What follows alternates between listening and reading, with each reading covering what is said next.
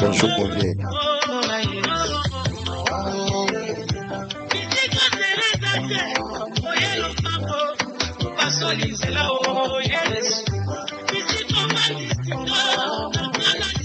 Gloire au Seigneur. Gloire à Dieu. Que la gloire revienne à notre Dieu, le Créateur.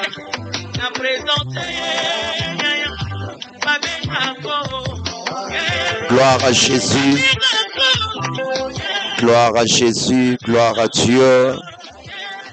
Que toute la gloire revienne à notre Dieu, le Créateur. Nous rendons grâce à Dieu pour la vie qu'il nous a prêtée cet avant-midi. Nous sommes reconnaissants envers notre Dieu, le Créateur, lui qui a voulu que nous puissions être là encore une fois pour parler de sa part. Voilà, c'est votre frère, l'évangéliste Kouyele, des grâces, Jérémie Miezi.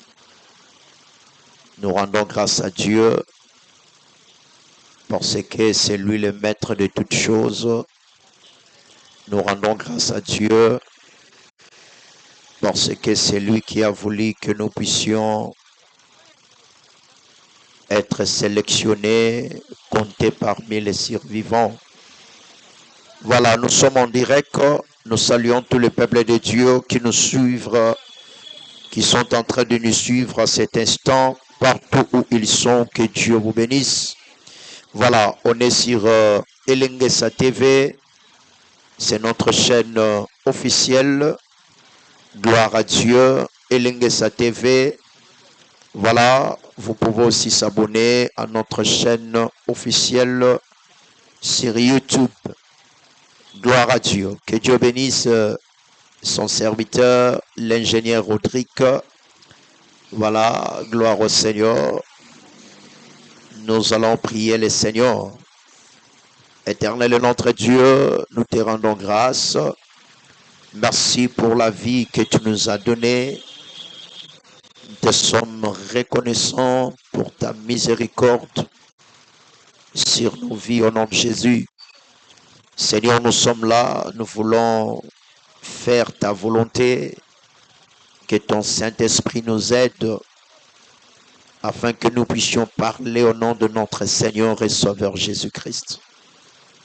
Cher Saint-Esprit, je ramène toute pensée captive à l'obéissance de la parole de Dieu et à l'obéissance de la croix de Jésus. Glorifie le nom de notre Seigneur et Sauveur Jésus-Christ. Amen. Voilà, bien-aimés dans le Seigneur, que la gloire revienne à notre Dieu. Nzambe a pambola biso nyonso na bolamu nzamba sali biso pour que tomona mokolo ya lelo. Voilà, okoki kolanda biso na nzela ya YouTube. Elengesa TV, c'est notre chaîne officielle et vous pouvez aussi s'abonner. Deuxièmement, vous pouvez aussi nous suivre sur notre compte Facebook Eva des Grâces Jérémie Kouyele. Notre compte Facebook Eva des Grâces Jérémie Kouyele. Voilà, que la gloire revienne à notre Dieu le Créateur, celui qui nous a prêté vie. C'est lui qui nous a gardés, c'est lui qui nous a fait du bien, c'est lui qui nous protège, c'est lui qui nous bénit. Gloire au Seigneur. Être en bonne santé, c'est l'hymne, bien-aimé dans le Seigneur, de la bénédiction de Dieu. La bénédiction de Dieu, ça se matérialise. La bénédiction de Dieu, bien-aimé dans le Seigneur, touche toutes les couches de nos vies. Voilà, nous sommes en bonne santé, nous sommes en paix. Dieu nous a gardés, Dieu nous a bénis, Dieu nous a fait du bien. Voilà pourquoi nous voulons, et plutôt, nous pouvons rendre grâce à Dieu pour la vie que Dieu ne cesse de nous donner, pour la bonne santé que Dieu ne cesse de nous donner. Voilà, que toute la gloire soit rendue à notre Dieu le Créateur. Voilà, nous allons lire la parole de Dieu dans 1 Corinthiens chapitre 6, le verset 20. Merci beaucoup. 1 Corinthiens chapitre 6, le verset 20. Gloire au Seigneur.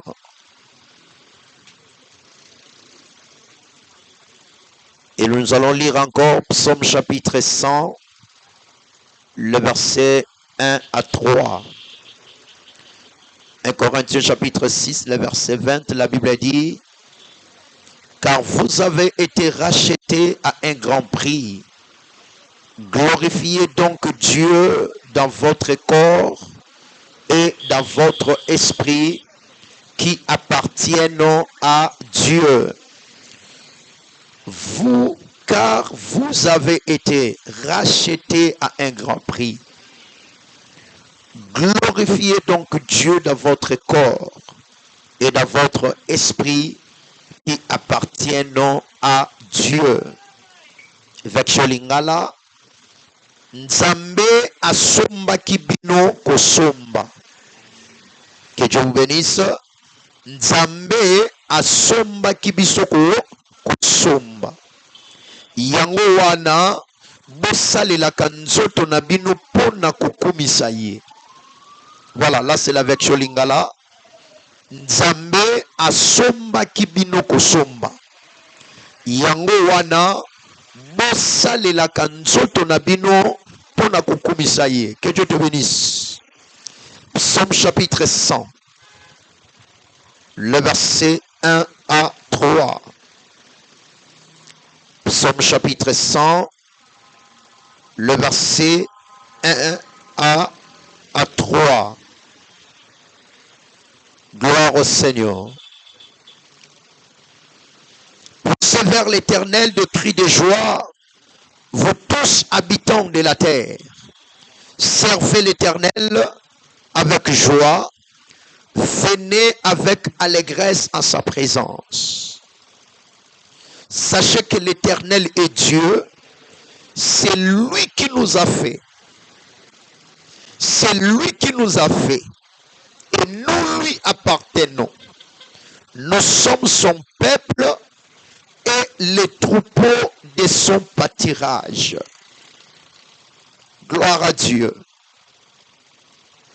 Vachelingala, Batoya mokili mobimba, boyembela Yahweh, bosalela ye na esengo, boya epai na ye na banzembo, bosepela, bondima te Yahweh azali Nzambe, ye moto asala biso.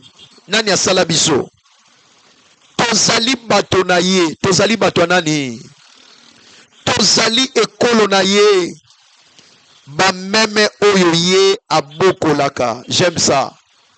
Tozali ba meme oyo Nzambe abokolaka. Tozali ba meme ya Nzambe. Nzambe mutabokolaka biso. Nzambe abokolaka na tata. Nzambe abokolaka na mama. Nzambe abokolaka na bana. Nzambe mutabokolaka biso bandeko. Nzambe mutabokolaka biso. Gloire à Dieu. Nous sommes en train de parler, bien-aimés dans le Seigneur, sur la valeur d'une personne. La valeur d'une personne. Motuya. Motuya ya bomo ya moto. La valeur d'une personne ou la valeur d'une âme. On avait commencé dans Genèse chapitre 2. On peut lire ça aussi. Genèse chapitre 2, le verset 7. Genèse 2, 7, la Bible dit: l'Éternel forma l'homme de la poussière de la terre. Et il y souffla dans ses narines un souffle de vie. Et l'homme devint un être vivant. Quand on parle parle d'une âme, on parle de l'être vivant. Quand on parle d'une âme, on parle de la vie d'une personne. Quand on parle d'une âme, on parle du souffle de vie. L'Éternel a créé l'homme. Il a réparti l'homme en 3 dimensions. L'homme a la dimension physique. Nous voyons le corps. L'homme a la dimension spirituelle. Nous voyons l'esprit. Et l'homme a la dimension sociale. Nous voyons l'âme. Le corps, l'esprit et l'âme. Le physique, le matériel et le social. Bien-aimé, tobaki que moto oya yebi valeur ya vie ya moto. Ezaka nzambe mutasala ye. Satan a yebi valeur ya vie ya moto te. Satan a yebi valeur ya vie ya moto te. Voilà pourquoi le diable avait fait par tous les moyens ayabana kokwisa moto na kati ya mbeba na kati ya lisumu. Dieu avait créé l'homme. Il a soufflé dans ses narines le souffle de vie. L'homme avait reçu de la part de son créateur une bénédiction. Voilà pourquoi dans la matière de la bénédiction de Dieu n'est pas tout d'abord le fait d'avoir le matériel. Dans le domaine de la bénédiction, bien aimé dans le Seigneur, c'est d'abord la spiritualité, ou soit les paroles qui sortent, de bonnes paroles qui sortent sur la vie d'une personne. Merci patriarche. Bien-aimé dans le Seigneur, bomo ya moto nzambe moto asali yango. Et bomo ya moto bandeko ezali mopepe oyo pesi tina na kati na moto. La composition de l'homme, Dieu a pris la terre. Il a commencé à façonner la terre, à donner la forme à la terre.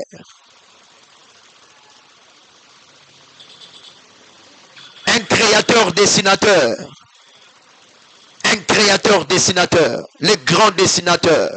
Le grand artiste, c'est Dieu.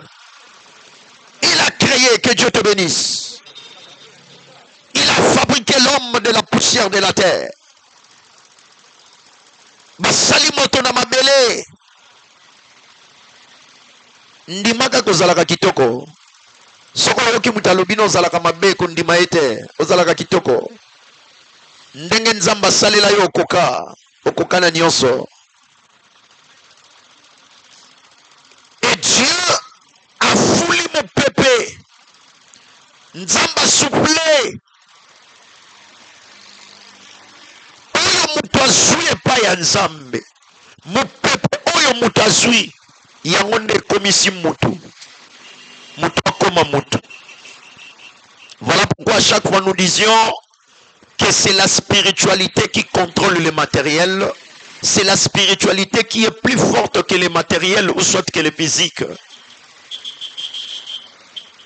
Eza na bato bazolinga bazwa na mokili. Mais lokola na molimo na nazyango te akozwa ndenge nini. Na molimo na nolongi te. Yokanisi na nzoto kolonga. Na nzoto kolonga te. Po na molimo na nolongi te. Mutabandaka nanu kolonga na spiritualité. Dieu a soufflé dans les narines de l'homme. Le souffle de vie. On appelle ça le souffle de vie. Donc nous pouvons comprendre que la vie, la vraie vie, cela appartient à Dieu. bomo ya solo ezalaka mpa na mutu te. Bomo ya solo eza koappartenir mpa na Nzambe. Elingi koloba te ke soko oza na mituka nde oza na bomo ya solo. Que Dieu te bénisse. Elingi koloba te ke soko voyageaka nde oza na vie ya solo. Elingi koloba te ke soki ozalaka na bambongo olataka kitoko nde oza na vie ya solo. Non, non, non, non. La véritable vie appartient à Dieu, le créateur de la vie. C'est-à-dire quoi? Pour avoir une bonne vie, il faut connaître Dieu. Si tu ne connais pas Dieu, peu importe tout ce que tu possèdes sur la terre, cela ne te donnera pas la vie. La véritable vie, c'est Dieu lui-même. La véritable vie, c'est de connaître Dieu. C'est de connaître Dieu, mon frère. Peu importe tout ce que tu peux en avoir. Peu importe. L'homme était statué, était immobile. Mais dès que le souffle de Dieu est entré dans ses narines, l'homme a commencé à bouger. L'homme a commencé à bouger. L'homme a commencé à parler. L'homme a commencé à faire des mouvements. C'est à cause de la vie de Dieu. C'est à cause du souffle du Tout-Puissant. Job chapitre 32, le verset 8, la Bible dit, en réalité dans l'homme c'est l'esprit. En réalité dans l'homme c'est l'esprit. Simba makamba molimo. Simba makamba nzambe. Makamba molimo makamba nzambe yango nde mutu ezosala ke mutu azala. Makamba nzambe makamba molimo yango ekosala ke mosala na yo ezala. Soko simbi nzambe te, soko simbi makamba molimo te, oko perdre. Oko kita. Yamoni ba mosusu na spiritualité bake na ngambo satana. Ba mosusu na spiritualité bake na banda kwa nganga. Ba mosusu na spiritualité bake koluka ba marabu. Ba mosusu na spiritualité bake kokota na ba loge. Bake kokota na ba loge. Bandeko, eza ne loko moko eza makasi koleka mutu. On appelle ça la spiritualité, makama molimo. Mi pesa na Nzambe. Et la vie d'une personne sur la terre, bien-aimé dans le Seigneur, ezo baluka tout autour ya bomoi oyo Nzamba zo pesa. Ndeko na ngai, soki pema eza lisusu te kati na mutu, mutu babengi ebembe. Ecclésiaste chapitre 8, le verset 8, makomi na Nzambe lobi, mutu aza maître ya pema na yete. L'homme n'est pas le maître de son souffle. C'est-à-dire quoi? Mutu aza mukolo pema te, aza mukolo nzoto te, aza mukolo vite. Vi oyo tozo mene na se na mokili eza ya biso te. Ezali ko appartenir epai na moto moko. Voilà pourquoi Psaume chapitre 100 makomi na Nzambe lobi yango. David a lobi yango na Psaume. Alobi toza ko appartenir epai na Nzambe. Ye mutakela ki biso. Nzambe mutakela ki biso. Toza ko appartenir epai na Nzambe. Toza ko appartenir na biso moko te bandeko. Voilà pourquoi il y aura un jour oyo mutu nyonso akotelema liboso na Nzambe pona kosambisama. Voilà pourquoi makomi na Nzambe lobi ezala mokolo moko Nzamba bongisa oyo bato na se na mokili bakosambisama. Biso même basali na Nzambe, biso otondimi Yesu, Bible ezoloba tokoleka na tribunal de Christ. Na tribunal bakenda kosala nini? Soki mutu balobi ke bakefunde na tribunal face en ligne bakende kosamba. Nous allons passer au tribunal de Christ, nous les serviteurs de Dieu, nous les enfants de Dieu. Tokoleka nesambiselo la Kristo, tokoleka na tribunal à Kristo. Et makomi na Nzambe lobi po moto na moto oya yebaki na kosala awa na se na mokili. Bandeko, Dieu, il est le créateur de toutes choses. Il a trouvé bon de créer l'homme. Et quand Dieu a a créé l'homme de la poussière de la terre, il a soufflé dans ses narines. Dieu a communiqué le souffle, sa vie à l'homme. Voilà pourquoi le premier homme, Adam et Ève, bayebaki na kokomettre lisumu te. Avant leur chute, Adam et Ève bakometa lisumu te. Basala lisumu te. Mais Genèse 3, makomi lobi, mebaye kokota. Et quand le péché est entré dans l'homme, la sémence du péché est entrée,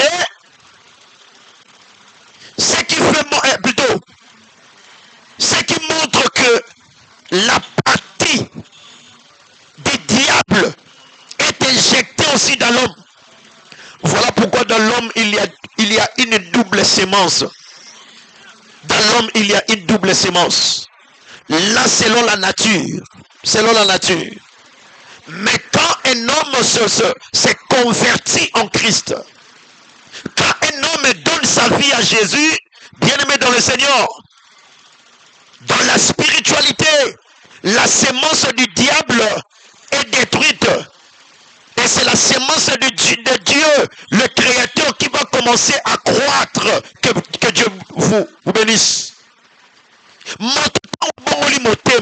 Bandeko, kona ya satana ezokufa. Kona ya nzambe nde na nzela liloba na nzambe bandi kobota.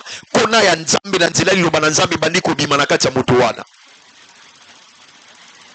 Yango komona mosika Bible soloba na 1 Jean chapitre 3 à partir à verset 8 même à 10 makomi na nzambe zoloba ke oyo azaya nzambe asumukaka te.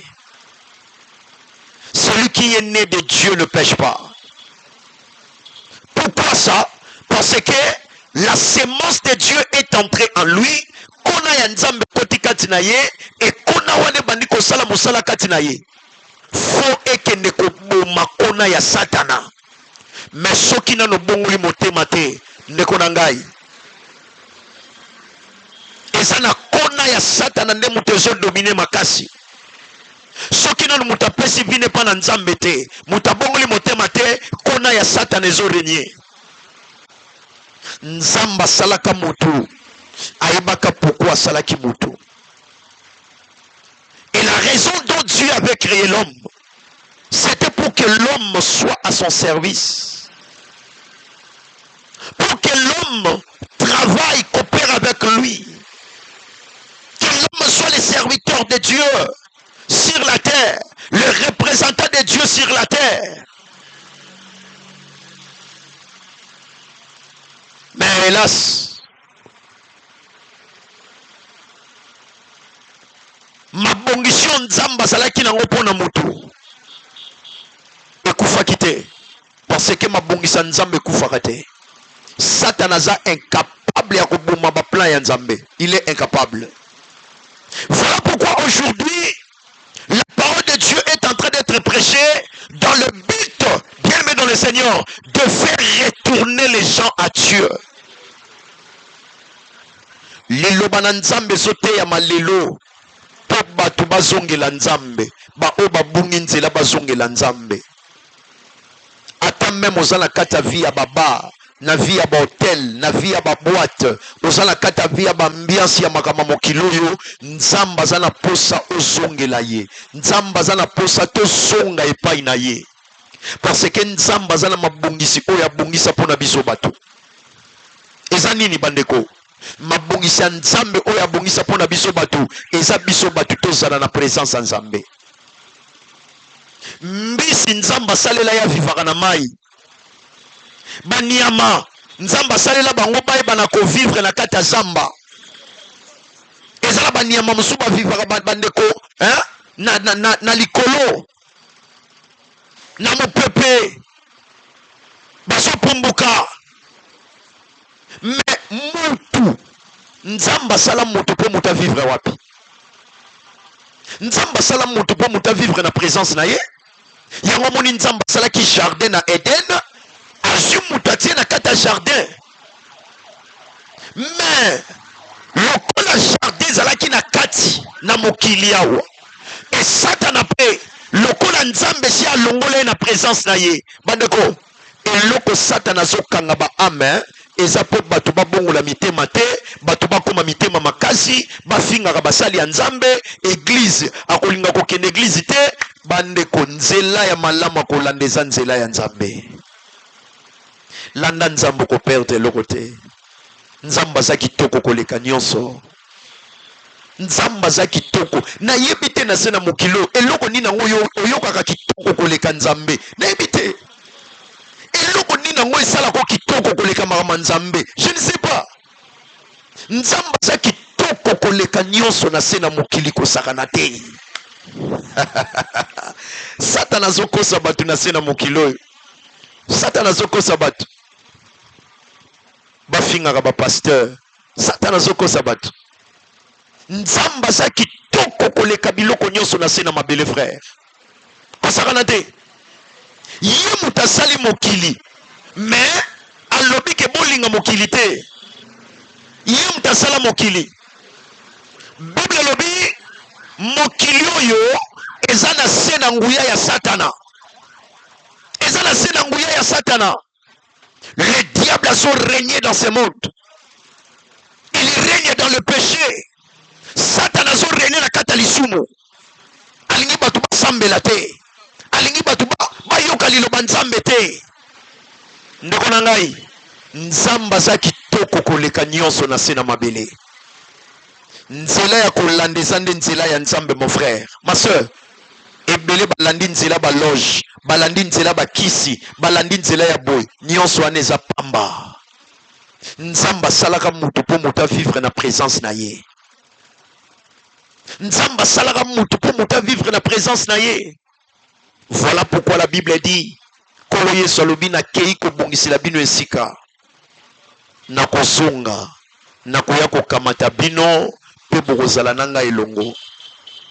Na Jean chapitre 17 kolo Yesu azobondela epai ya tata alobi tata à partir du verset 24 alobi kembo oyo pesa ngai nalingi bato bandimeli ngai bazala na ngai elongo po bamona kembo oyo pesa ngai. Oh mon Dieu, voilà pourquoi le diable est en train de tromper beaucoup de personnes. Mutu akangama na bisionga mokili, mutu akangama na baposa nzoto, on dirait yango neza finalité. Yaya, finalité c'est l'éternité. C'est l'éternité kozala na présence en Nzambe. Satan azala déjà la présence en Nzambe. Nzamba benga na ye. Yango moni le diable tala. Eza lokola mutu a voyager akenda poto. Akenda poto asala eloko te na poto. So yo lingo kende poto azoloba na yo poto ebeba. Poto ebeba. Poto ebeba ndenge nini? Soki eza na makambo ebebisa poto.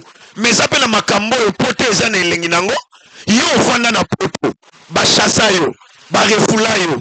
Oya awa na mboka. So mutalinga kende poto obandi koloba ndenge poto ebeba. Okesani na poto. Oh. Okesani na poto. Eza lokola lola. Omoni lola. Satan azala kuna babengana ye akitawa konyikolaka bato na se na mokili awa kotungisaka bato na se na mokili azobloke bato basambela te bato bayoka liloba nzambe te soki basala nzambe bazoteya boye mutu moko akomofinga basala nzambe akomoloba n'importe quoi. Ndeko na ngai nzela oyo eleki banzela nyonso eza nzela ya nzambe. Nzela ya nzambe mipesa mikotisa na nzela ya nzambe mon frère ma soeur. Mikotisa na nzela nzambe ndeko na ngai. Nzela nzambe za kitoko wapi? Kitoko wapi nzela nzambe za kitoko wapi ma soeur? Oko regretter na eloko te. Oko regretter na rien. Nzamba bongisela mutu afanda na présence na ye. Tanga Psaume chapitre 100 place de Tangi. Psaume chapitre 100 verset 1 à 3. La Bible dit toza ko appartenir epa na nzambe.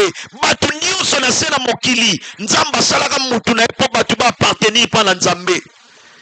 Pourquoi Satan a commis si motema no makasi?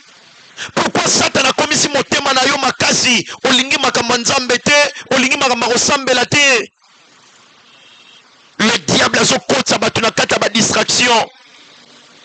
Azokotisa bato na kati ya badistraction. Pourquoi? Parce que le diable ayebi ki aza déjà na jugement na ye. Bandeko nzambe oyo aza nzambe malamu. Mais oyebi pourquoi nzambe akolimbisa satana te? Tu sais le pourquoi? Dieu ne peut pas pardonner le diable. Tu sais le pourquoi? Toi et moi, Dieu peut nous pardonner. Si nous demandons pardon à Dieu par rapport à nos fautes, Dieu est capable de nous pardonner.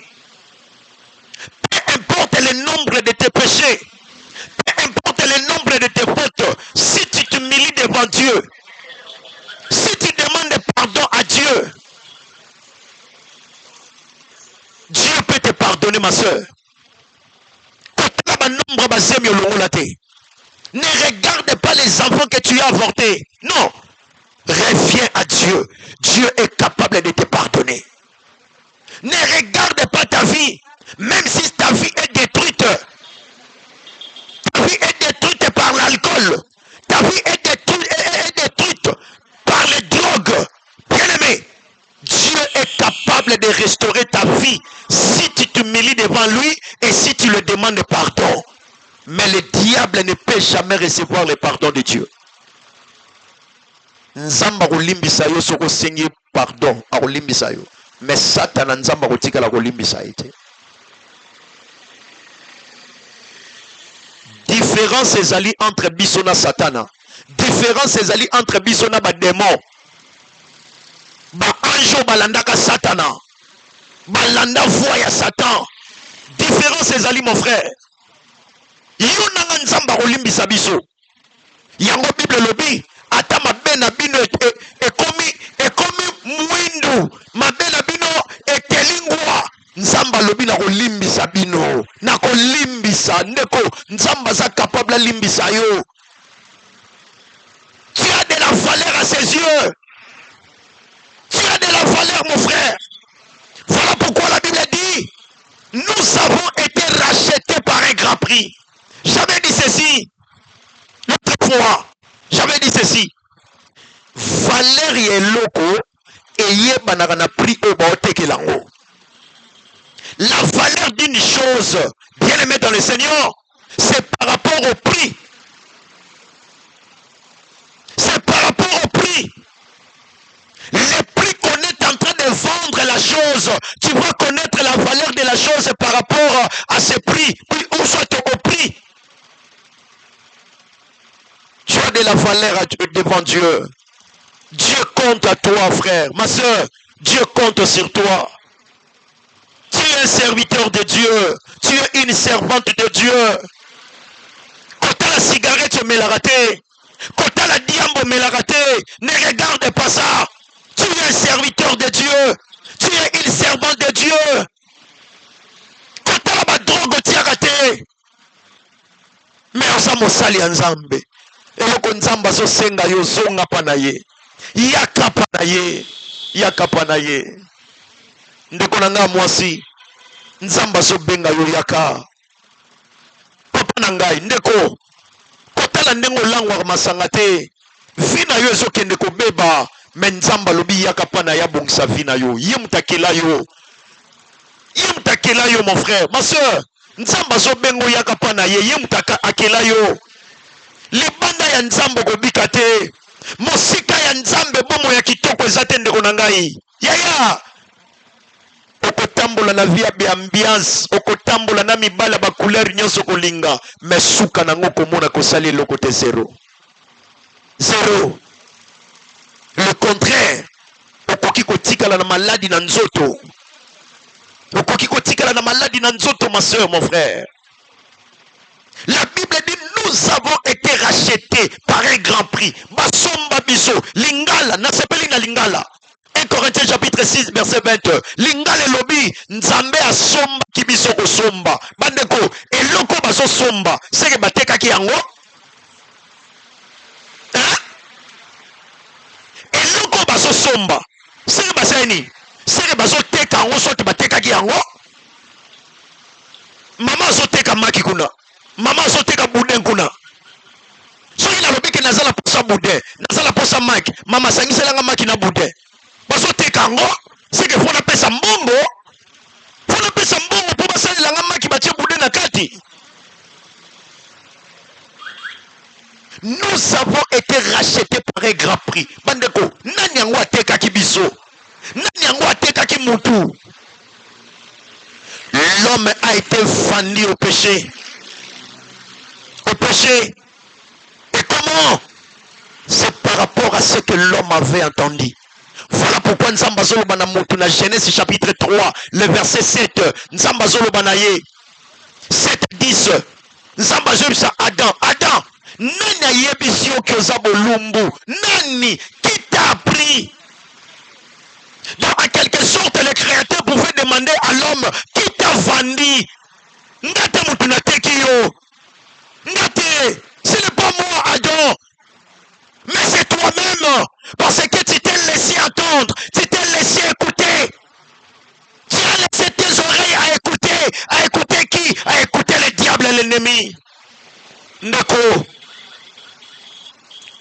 Na biyoka yoka biyoka yoka ezoboma bafami biyoka yoka ezoboma mabala biyoka yoka ezopanza bakamarade soko oyoki likambo luko verifie papa mama na ngai ndekwa mobali ndekwa mwasi okoyi na kamaradi no pamba okoyi na moninga pamba po oyokaki alobaki boye ozwi te akoverifie te oyebi mosala basongisongi mosala makasi ya basongisongi ezalaka po bapanza baninga mosala makasi ya basongisongi nazolo basongisongi soko oza songisongi tala mosala no makasi ezalaka po na kopanza baninga 2 mosala basongisongi ezalaka ke ye amilakisaka ye nde aza malamu ye amilakisaka ye nde aza bien yo azotonga moninga kotanga kombo na nga te kotanga te nga nayebisi yo kaka oyebisi mpo na nini oyebisi ozoluka nini kotanga kombo na nga te tanga kombo na ye mama nto tanga kombo na ye moto ayebisaki nga makambo oyo eza la vie batangi kombo na yo batangi kombo na yo wana zoloba kotanga kombo na nga te soko otangi kombo na ngai tanga kombo na ye mama lufu tanga kombo na ye tanga kombo mosala ya basongisongi ezalaka bapanza mosala ya basongere bato batongaka ezalaka ya mibale ye amilakisaka ye nde aza bien merci beaucoup amilakisaka ye aza bien ye nde akoka nazoyebisa yo nayebisi yo kaka mobali na yo mobali no baka 14 kende kaka na matonge kita kaka na se ya kalamu okomona ye afandaka na fille moko me kotanga komona nga te ndi songisongi azoluka panza Dieu, le Créateur a posé la question à l'homme. Qui t'a appris que tu es né? Qui t'a appris?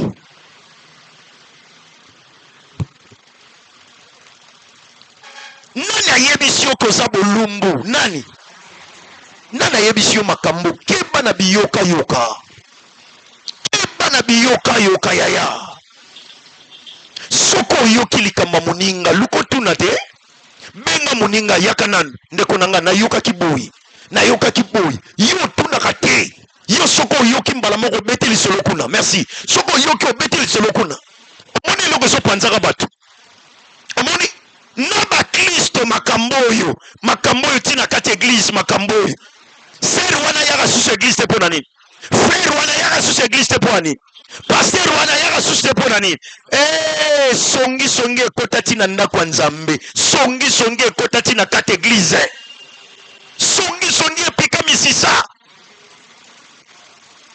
yango nayebisaka bana na nga na eglize moto na kokanga oyo alobaki boye oyo asalaki boye etamboli nakobenga na ye akende kosambela esika mosusu nalobaka songisongi bandeko bisika omoni songisongi ezali kindoki ezangi te esika omoni songisongi eza makasi kindoki ezangi te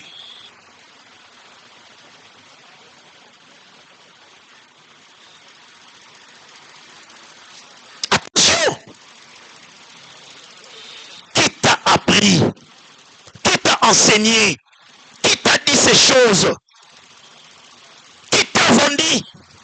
Koyoka ayoki ayebisi mobali bazimbuma basali nini balie moninga momobimba donc bazoyeba te ke eloko wana bazosala ezokotisa bango na kati ya alliance moko boye ya molili bazoyeba te ke oyo bazosala ezomemela bango makambo. Qui t'a appris que tu unis? Oh, gloire soit rendue à Dieu par notre Seigneur et Sauveur Jésus-Christ. Frère, ma soeur, yo mutulinga makama nzambe te. Yo mutofinga basali ya nzambe. Écoutez-moi. Dieu a un plan merveilleux pour ta vie. Nzambe asala mabongisi moko kitoko pona yo. Mabongisi ya nzambe na uti koloba satana akokoka kotelemela ba plan ya nzambe te. Nous avons un Dieu qui est le tout-puissant. Un Dieu qui est le tout, il est le tout-puissant. Le diable ne saura jamais détruire le plan de Dieu. Mon frère, ma soeur, Dieu a un plan merveilleux pour ta vie. Nana yebiso ke vine ko suka bongo. Nani? Qui t'a dit que tu finiras comme ça? Qui t'a dit ça? Qui t'a dit que tu ne feras rien sur la terre? Qui t'a dit ça? Nana lobino ke na mokilo ko sale lokote. Nani? Oh mama na nga botangai, papa na nga botangai. Mama, papa na mama bakolobelo maloba mabe meza bango te mutu bakela yo. Okinga baboti na yo bakoloka yo meza bango te mutu bakela yo. Yango malobo yo na sepelaka nango penda te. O tata na mama baza banzamba se. Nana yebisi yo. Na lobi na sepelaka nango penda te. Nana yebisi yo ke tata na mama bazalaka banzamba se. Nana yebisi yo. E komami na mukanda ni? Ha? Mukanda ya Ephésiens 6, Bible lobi nde toto sa ba parents. Toto sa bango. Pour nzela ko to sa bango, vie muteko ki ko se prolonger. Mais Bible lobi te ke tata na mama ba banzamba se. Nos parents ne sont pas des dieux sur la terre. Non. Ils méritent notre considération. Ils méritent nos respects, oui, mais ils ne sont pas nos dieux sur la terre. Tu connais un Dieu? Tu connais la définition d'un Dieu? Quand on parle de la divinité, tu le connais? Un Dieu, la personne qu'on appelle Dieu, c'est-à-dire quoi? Il est l'objet de la vénération. C'est que yo kumisaka tata na mama na yo. Nzamba lobi na Exode chapitre 20 okoki kozala na nzambe mosusu liboso na ngai te. Tata na mama basalaka banzamba sete. Eza lokola ndenge nga na ote yao. Na banda komilakisa ke ngai. Non, nakoki komilakisa te. Je suis un canal. Je suis un instrument. Je présente Dieu. Je parle au nom de Jésus. Soki na bandi komilobela ngai. So Yesu aza wapi? Nzambe totie wapi? Soki tata na mama bakomi banzamba se. Ya nzambe sikola kela likolo na se. Totie wapi? Tata na mama bazalaka banzamba se te. Bazaba canal. Oyo nzamba monaki ke pona kokisa mabongisi nanga likolo ya vie ya mwana mobala oyo nasangisa mwana mobala na mwana mobala basa couple po ya botama. C'est ça. C'est la vérité des choses. Et loko etikala na mitoba tumususu. Tata na mama bazalaka banzamba se. Bazalaka banzamba se. Na lobite ko finga tata na yo.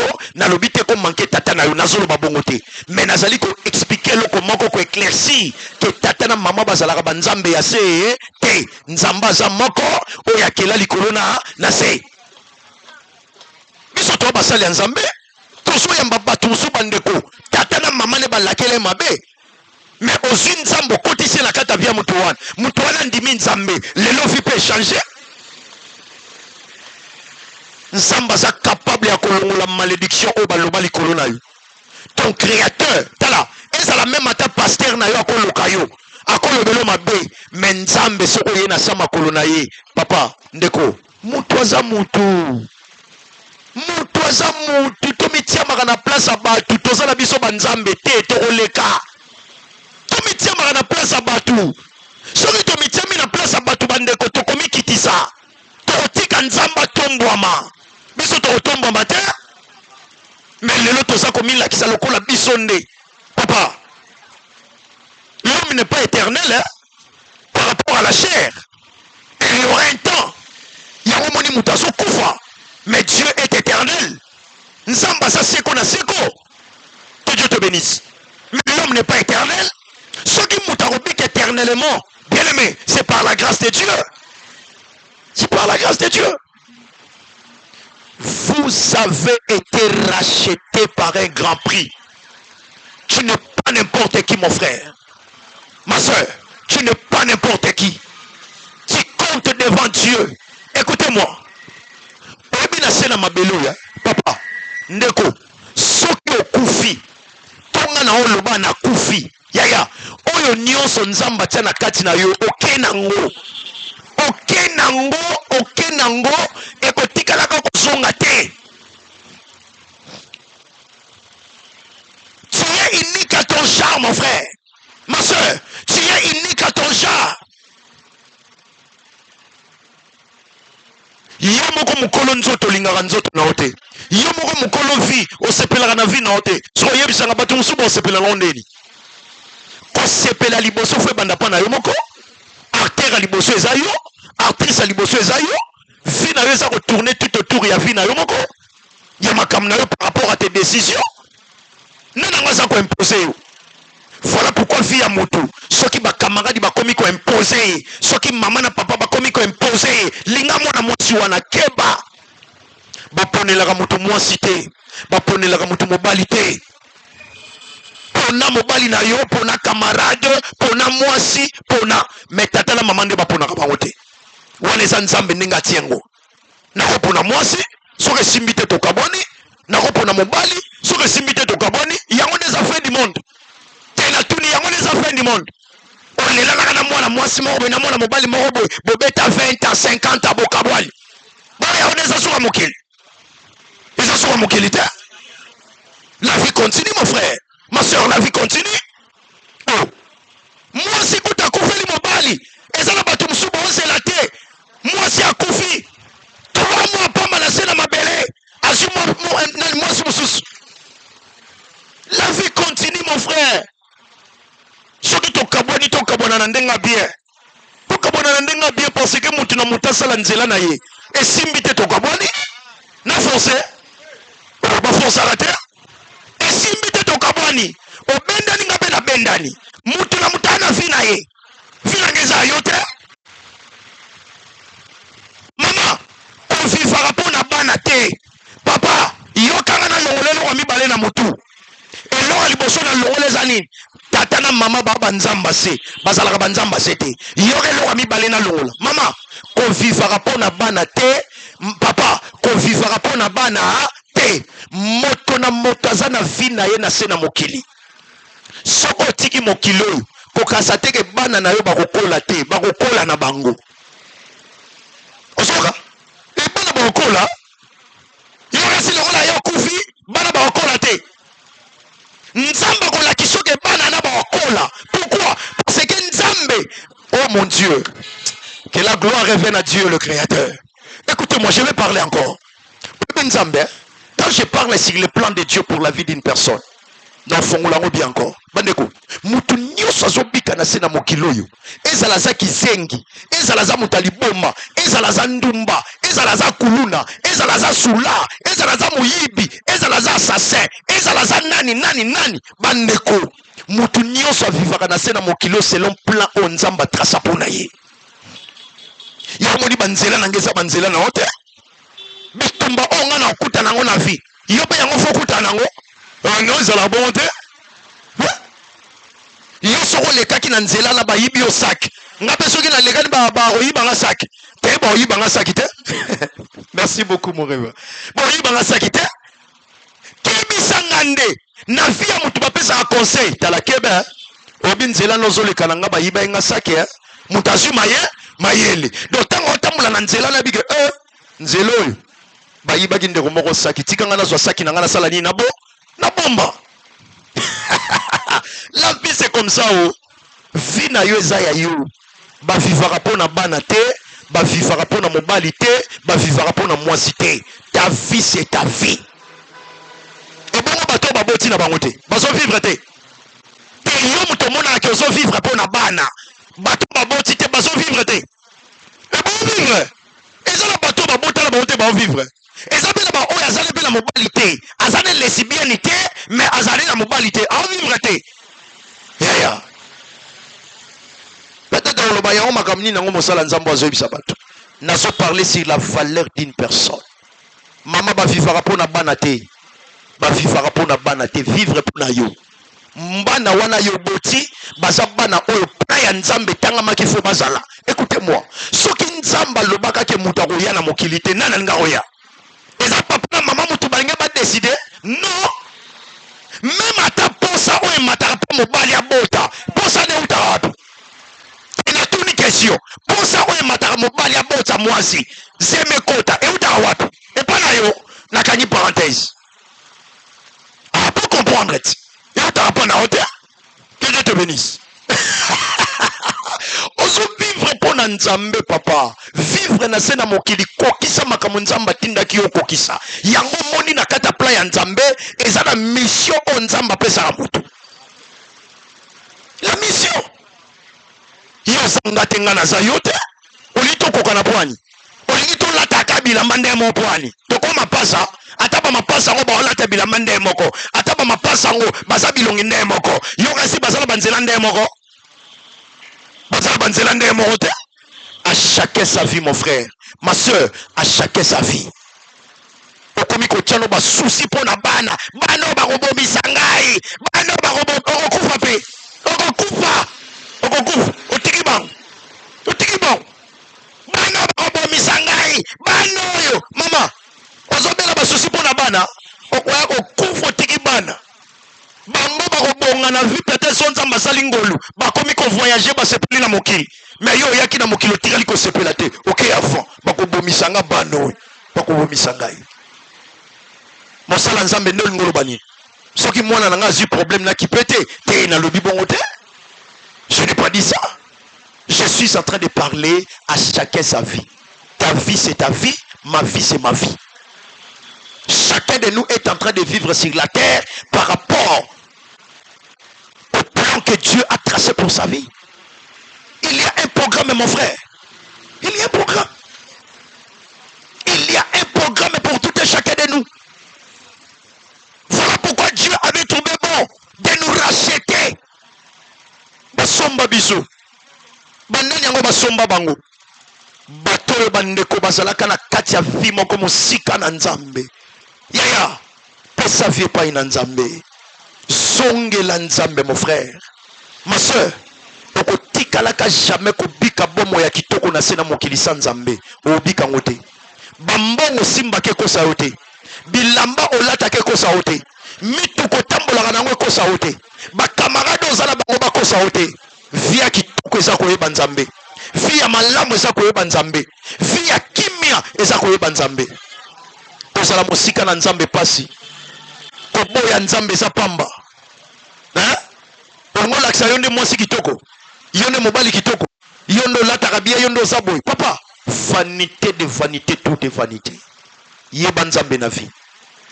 Nzamba pesa vie pa Nzambe. Nzamba na posa salela nzoto na yo. Yo zinzoto pesino na masanga. O zinzoto kaka. Mutu mobimba ko sepela kaka. Mukoloni no ko sepela na mama Nzambe ma soeur. Mon frère, mukoloni no ko sepela na mama Nzambe papa na ngai.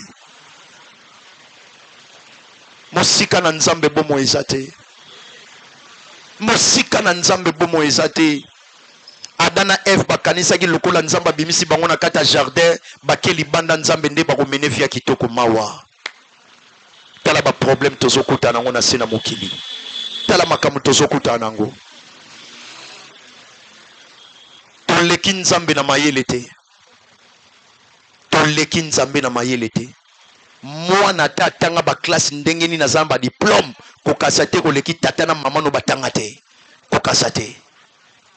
Osana ba diplôme osana ba titre académique tata na mama no batanga te. Basana diplôme te kokasa te ke yo leki bango. Oleki tata na mama te. Oleki tata na mama bota ote.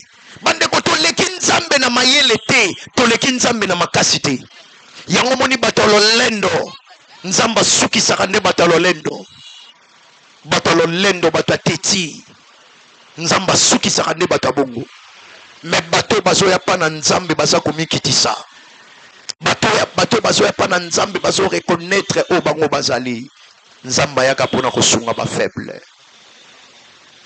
nzamba yaka pona kosunga bato bakoka te mais soko za komimona kokoka nzamba osaliso te yango mona no omona olokola bato bakenda kosambela bakenda ka église on dirait balekisaka ta ya pamba mais yo soko ofandeli match no ya bezongi ya équipe nini otalaka wana ndo ozomona kitoko papa eloko eleki nzambe eza te o. Que Dieu te bénisse ma fille. Eloko te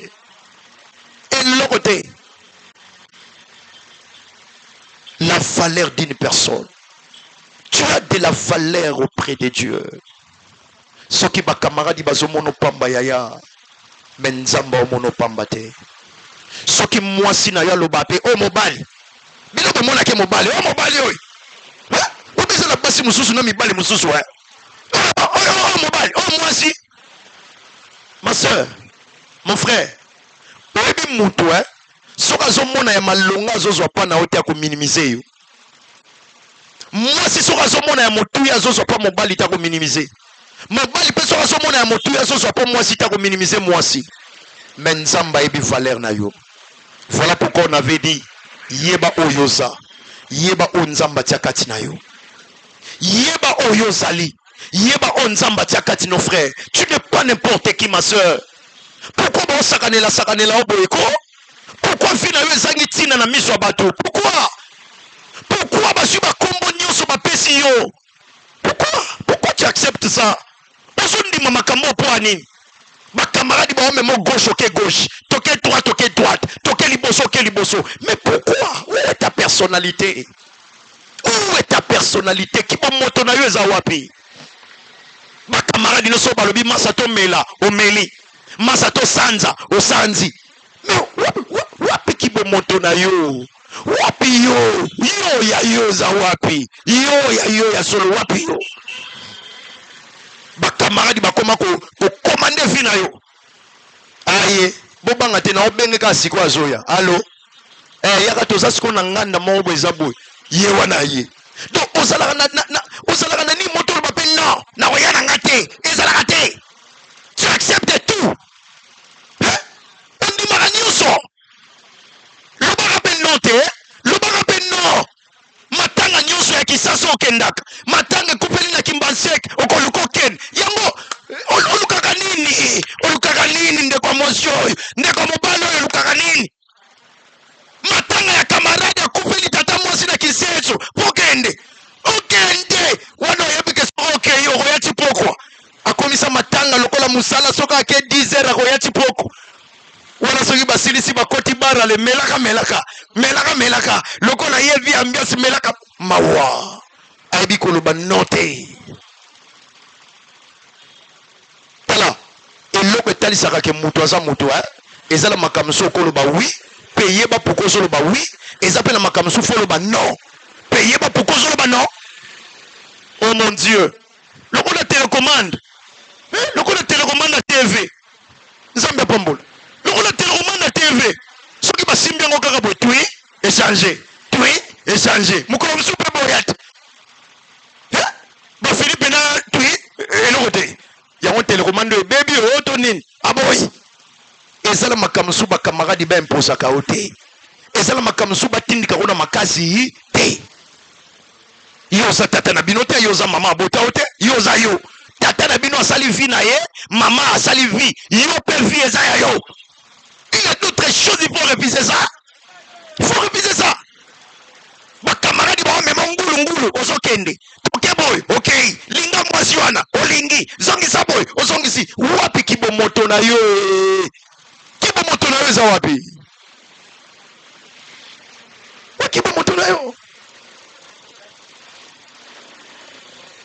Dans toutes choses, il y a la part de Dieu et il y a la part de l'homme. Nzamba pesi biso mokolo lelo nzamba sali abongisi banzela ya mutu na mutu sikoyo nzamba kende kozwa ya kotikelo na porte ndako eza yo moko fo bimat eza yo moko fo beta tour eza yo moko fo sala musala eza yo moko fo luka bapesi yo pema balukelo su ya kolia na age na yo bunda yo moko mabagare viezali kama bagare ezali kama bagare. Bien-aimés dans le Seigneur, merci beaucoup. Vous pouvez s'abonner à notre chaîne YouTube Elengesa TV. Elengesa TV, gloire à Dieu, vous pouvez s'abonner. Elengesa TV, notre chaîne. Nous sommes en direct. Nous sommes en direct. Et vous pouvez aussi nous suivre dans notre chaîne Facebook. Eva de Grâce, Jérémie Kouyele. Eva de Grâce, Jérémie Kouyele. Que Dieu nous bénisse. Voilà, on a parlé sur la valeur d'une personne. Connais-toi toi-même. Miyeba oyo moko zali. Yebo zanani. Hein? Miyebo zanani. Oza mwasi mikomisi lokola mobali moko boy. Oza mobali mikomisi lokola mwasi moko boy. Ozo yoza ko miyebo yoza te. Oza ko miyebo yoza te. Oza ko miyebo yoza te. Merci beaucoup. Miyeba oyoza. Que Dieu te bénisse mon petit. Na kiseso. Soko miyebi oyoza te. Ah nzamba lola. Ngape na nzamba sali ngape na jo. Nakoma na ngapede. Nakoma pede. Nzamba sali ngape na vreja. Vrai. Aya tika ko tika. Na mikomisi na ngapede kaka boye na pede. Na kipede. Pour gagner quoi?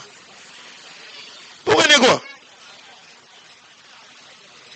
Yeba oyozali. Yeba onzamba chakati na yo. Que Dieu nous bénisse. Voilà, nous voulons prier le Seigneur. Tu n'es pas n'importe qui, mon frère. Ma soeur, tu n'es pas n'importe qui. Papa, maman, vous êtes n'importe qui. Baso kiti saka yo à cause de l'upan ou famille. Baso kiti saka loko en cause de mutuka. Mutuka c'est quoi? Mutuka muteko somba ngai. To lupango tata tika nde yango ni muteko somba ngai. Yonde muteko somba mapango. Yonde. Ha? Eza yo. Obeza la patrouille ba biko dénigrer baninga. Ah, dis c'est quoi ça?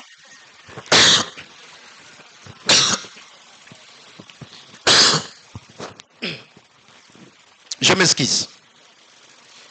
Obeza la batu ba biko dénigrer ko kitsa baninga. Azobeta tolo ngane mwana liboso zeni. Yo mwana liboso kutu ofaloza la référence ya biso baleki nga mwana liboso nde lobini. Eloko nino zanango. Mwana liboso azobeta tolo mwana liboso. E na tanko mono tengana oloba na ngai. Yoko za mwana liboso ne libiso bana suka ya baleki obando sakale na biso po yo nde mwana liboso. Ngam na mela libela mama liboso nde lobini. O mela libela mama liboso lobini. Eloko nino zalango yaya liboso ozo kape soni to ozo beta tolo mwana liboso ti ya kwa ozale eloko nino baleki bako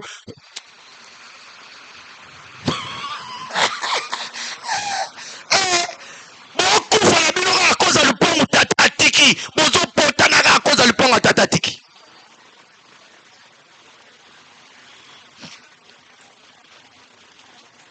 Era makamsu na vie otali pena boye obendani obendani ba sakanelo à cause moi eloko muki wana ya ba sakanelo. Est-ce que valeur ne za neloko wana? Te valeur na yo za neloko wana? Le pont muteko sombo to yo muteko somba mapango. Hein? Ya omoni to lobaki. Soko botama na famille oyo. Mbongo ezate. Batanga te. Problème était mais soki yo olingi ke to okufi bongo. Là maintenant c'est ton choix. Là maintenant c'est ton choix. Kobota mana famille ki bobola et un problème na ngate nzambe mutati yango bongo mais soki nga na kufi mobola ah wana c'est que comme problème na ngai. C'est-à-dire quoi? Ezala makambo na vie hein. Yo nanga tokoki kondima eza pe na makambo na vie yo nanga sengeli tobo ya vieza ya yo. Vieza ya mama na yo te ya tata na yo te vieza ya yo. Vieza ya mwana na yo te. visa ya mwana ote visa ya yo. Oh. Nafandaka kaka pona bana, nafandaka pona bana. Natika na ngai kakao. Nzamba pambula biso bandeko. Nzamba pambula biso. Merci beaucoup, que Dieu nous bénisse. Kadete osekinini. Zabe. Tosukisawa bandeko. Tosukisawa. Obiso ozo vivre na sena mokilo ozana makambo na motema. Hein? O vivre na sena mokili olia kama ozana makambo na motema mabe hein? Mabe makasi. Ya omoni na lobaka. Souffrance ou l'équipe souffrance nyonso na nzoto moto. Onyo kwa mentalement. Bato bakanisaka lokola kozalaka malamu nzoka yo moko ozalaka malamu to lelaka na yo butu e. Oyebeza na bato nsu balelaka na butu eh. Butu basala ngo po bato balala ye alalaka te. Misu soka etali likoloma ya misu bandiko kit. Azo lelaka seko lelaka. Nini elelisaka yo mama? Papa nini nango elelisaka yo? Eloko nini nango nzamba koki kosala te na vi na yo? Eloko nini? Ya omoni ba msusa zoka posa miboma amela poison. Omela poison pona nini? Omiboma pourquoi? Olingo miboma pona nini? Omela poison pourquoi? Et ça à cause ozo souffrir mentalement, moralement. Place au fanda bachaka o kimiate, place aux alliés aux alaka lésité. Santango eko yandengeni. Yango moni okonda lokola o dibina lokolo zalaka boete kitoko nyonso tikana na photo. Kitoko nyonso tikana na photo. Tiaka ba souci. Tiaka ba souci. Seigneur, merci. Nous te rendons grâce éternelle. Que toute la gloire te soit rendue.